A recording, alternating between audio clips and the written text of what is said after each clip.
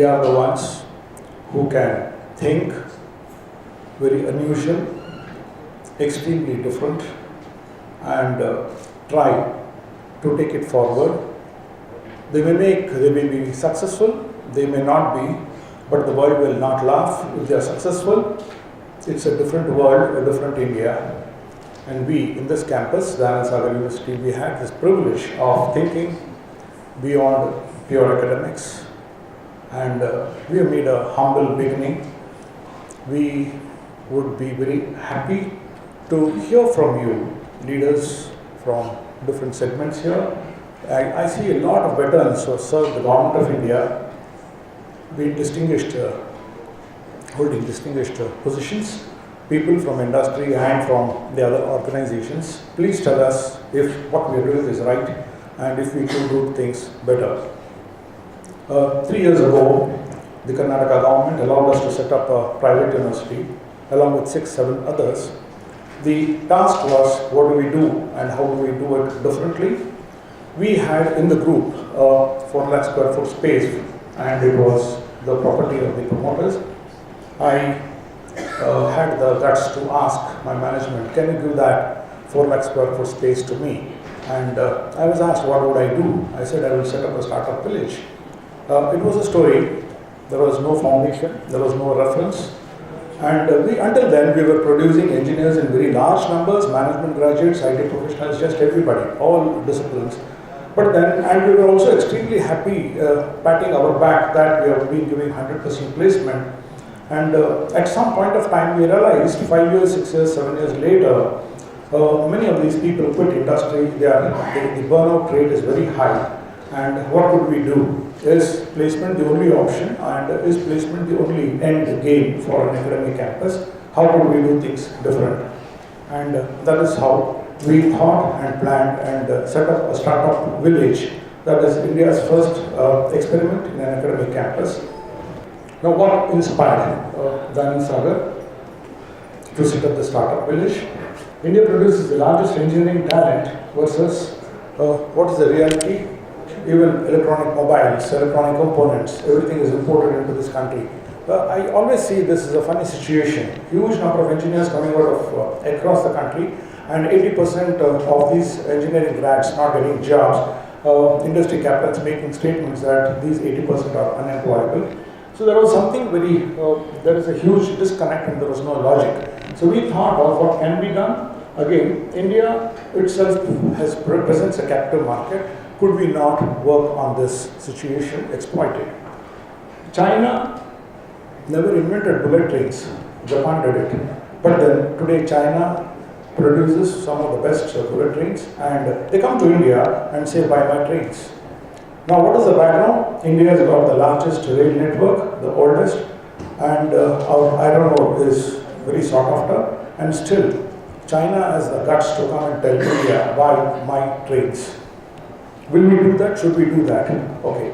Again, when government of India has to keep on buying weapons and different requirements for the defense systems, there is always the offset clause, and which says every purchase order, please buy, 30% has to be procured from smaller companies and or from within India. And when the time for delivery happens, the supplier says, no, I can't implement or honor this for 30% offset clause because India is not ready. The transfer of technology does not happen. So the buyer invariably ends up telling, okay, I waive this order and you supply. Aren't these issues to be challenged? Now this is the question. Now who should do it? Can anybody do it? Trade bodies, industry bodies, or can an academic campus do it? Now, if an academic campus is our role only to produce engineers and PhDs, etc., and graduates, master graduates, or can we do things differently? That was the question which bothered us.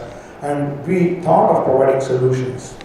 DSU, Dayananda Sagar University, saw an opportunity to provide real answers to India's immediate needs. The gaps presented huge business opportunities for India's young population. The vision was to empower the youth by providing a platform and the required ecosystem where innovative and disruptive ideas could flourish. So we are talking of 18-year-olds. We have already seen the initial success. Now, when my American friends come and we brag about this and say 18-year-old boys are becoming industry founders, American professors from big universities, they say, don't brag about it, you become old. I asked them, are you referring to me? I'm really old. They said, no. 8-year-old boys, girls in the US are setting up companies. So, as Sandhya was telling, things change so fast. You don't do it tomorrow and yesterday. I mean, it's gone. So 18-year-olds doing something, setting up a company is no more innovative from a global context. So our kids in school got to do something much faster. And we again in January 5, 6, 7, we experimented with about 95 schools. Each school sending 4 sets of students, all from urban and semi-urban schools. End of 3 days, we saw 3 girls coming from a semi-urban school producing 3 apps. It happened in our campus. These are not our students, they could not afford good quality education, but from a very, very ordinary BU college. It happened in our own campus. And what did we do? Because we had to comply with the requirements of society, parents, especially the mother, uncle, aunt, everybody. If I tell 18-year-old boy, come into my campus, you can set up a company, you have a dream, a disruptive idea, we will support. Fine, the boy is excited, the girl is excited. But the parents, the father may be excited, the mother is always influenced. So what is this? You 18-year-old boy wants to become an entrepreneur, set up a company. What if it does not take off? So we said 3 things. This boy, girl sets up a company, aligns with interested group for 4 or 5, there's a mentor, and 4 years later the reward is a BTech degree. This ideas get transformed into setting up a company. Now 80% on day 1 we tell in events like this, 80% of all these startups are bound to fail. Are you game? Now what happens, the question comes, what happens to people whose companies do not take forward, go forward or are not successful? And the option is they put back into the placement cycle. But when the placement happens, we tell all companies who want the purists. Who's the purist? 80, 90%, 60% or 80, 85, 90%, computer science, mechanical, electronics, etc. They're all the purists. What they did, all the 4 years they were in classroom, they wrote their exams on time, got good degrees. They are purists. They can start their career as a startup, as a starter in a large company, and I always refer this to as matchsticks in a matchbox. One will not be distinguished with the other. There's a spark and you light it, so from the matchbox you become a matchstick with no head. Now 4 or 5 years, 10 years later, we see any number of people all from a nice matchstick inside a matchbox. Your purpose is over and you're out on the footpath. Somebody walks on you, there is nobody crying for you.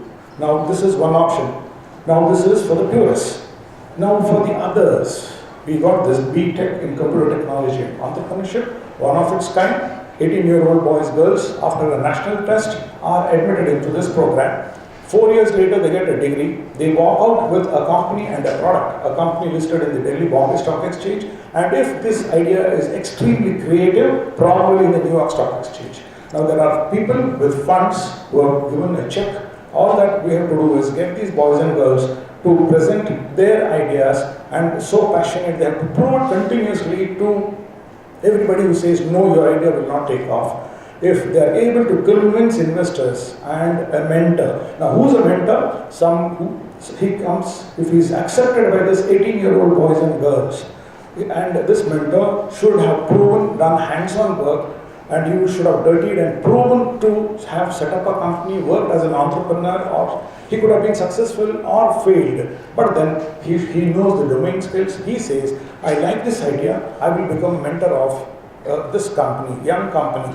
Now 18-year-old boys, girls do a recruitment of their mentor of an age group, typically in this very hall. Now in reward, a mentor gets 10%. Then in Sagar, for having taken all this effort and sacrifice, we get 20%. Now, out of 200 companies, if 40%, 20% become successful. Now, what is the reward for the mentors who lose out? All mentors are equally good, they would have contributed collectively.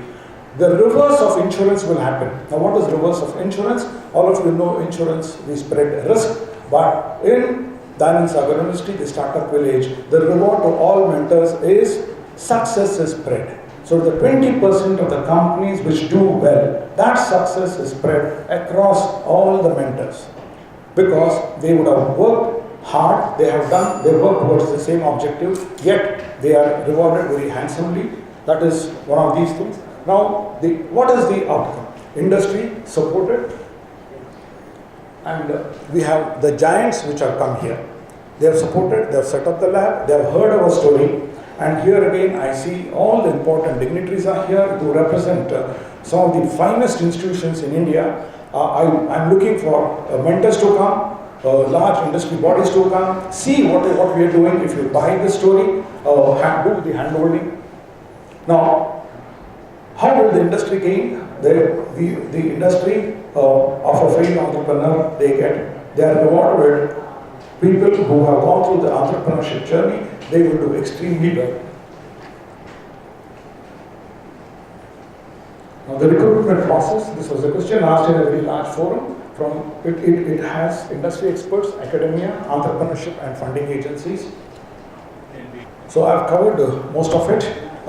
To answer Mr. Hari's one point, I want to tell you, nurses trained also get a chance. Nurses who have been ignored, are also trained in this very campus, and we have a very unique lab contributed by GE technicians, engineers come. Now, after this training, they can sit with a doctor or a biomedical engineer and explain how a high-end scanning machine or an MRI machine works.